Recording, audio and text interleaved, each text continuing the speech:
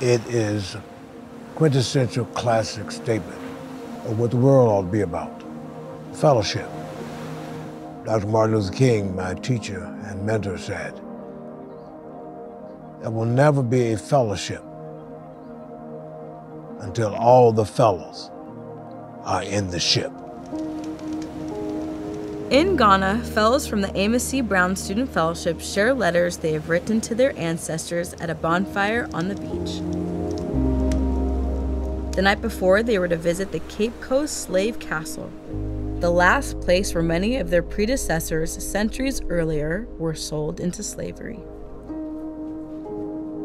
We also visited the dungeons at Cape Coast, and that was a very emotional experience for me personally. I had a deeply visceral reaction. And I feel like it kind of just helped me to see things in a different perspective.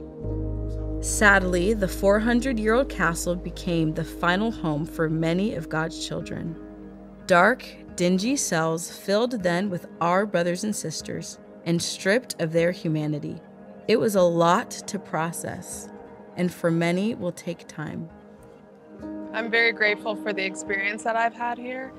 As an African American, I think coming back to visit the place where you're from, where your roots are located, is very important.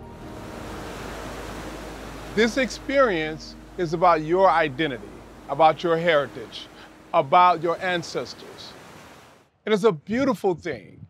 But in that journey, you're going to experience some emotions. You're going to have a different view of life.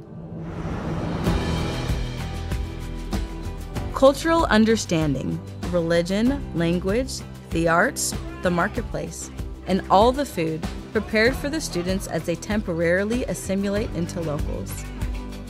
Fellows were introduced to tribal leaders, embracing the newly learned protocols, and then their service to community for a school in need of restoration, and in the process helped restore a measure of faith in humanity. Welcome home. See, we are one. Students took time to learn from their elders, visited museums where known civil rights leaders led this great cause, and the geographic site where Ghana received its independence from Britain in 1957. For some, they even learned of their African lineage.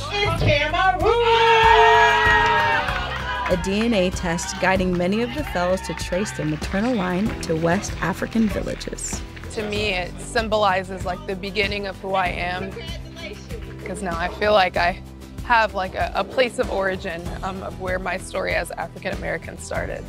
End-of-day opportunities brought reflection, discussion, and learning, and connected students in a way that was hoped for but not seen just 10 days ago. Thank you to everybody that I've met and will continue to meet on this trip. It's changing me, and I hope that it's changing all of you too. We're excited to be part of this.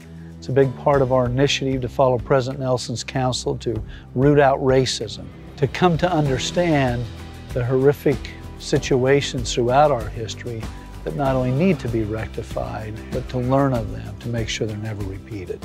To make sure African American youth understand.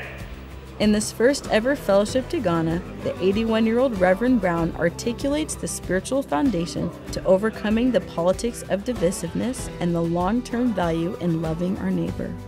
The more we get together, the happier we will be. If we would only get together and say, we are family.